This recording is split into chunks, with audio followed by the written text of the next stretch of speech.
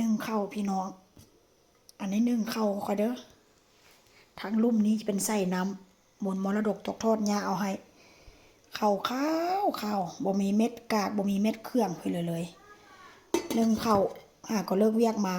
จีทุ่มนึงแล้วล่ะจี7 โมงแรงแล้วจีนึ่งข้าวไปกินอยู่บ้านสวนพี่น้องจีไปบ้านสวนมื้อนี้นะไปบ้านสวนวันอาทิตย์ก็มาแล้วล่ะเบิ่ง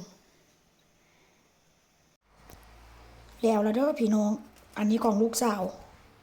อันนี้เอาผ้าสำหรับให้ขนมห่อไว้เพราะว่าทางลุ่มมันค่อนข้างแบบว่าจะคุนะถ้าหากว่ากินไปแล้วกระย่านมันมีเศษไม้เศษอย่างเนาะก็เลยเอานี่มาห่อไว้อันนี้ของแม่ห่อห่วยๆเลยพี่น้องจะไปกินอยู่บ้านสวนไปกินอยู่บ้านสวนจักจิเฮ็ดอย่างกินแต่ว่าก็มีเฮ็ดเพื่อจิตำแจ่วหรือว่าจิแกงไก่แกงปลาพี่น้องหอบไปกินน้ำได้ขาดบ่ได้แท้ๆข้าวเหนียวนี่นะไปใส่กะอุ่นท้องอุ่นใจพี่น้องเพราะว่ามีข้าวเหนียวขาดบ่ได้เด้อผู้ใดเคยยอมรับได้ว่าเป็นลาวแท้ๆขาดข้าวเหนียวนี่คือตาย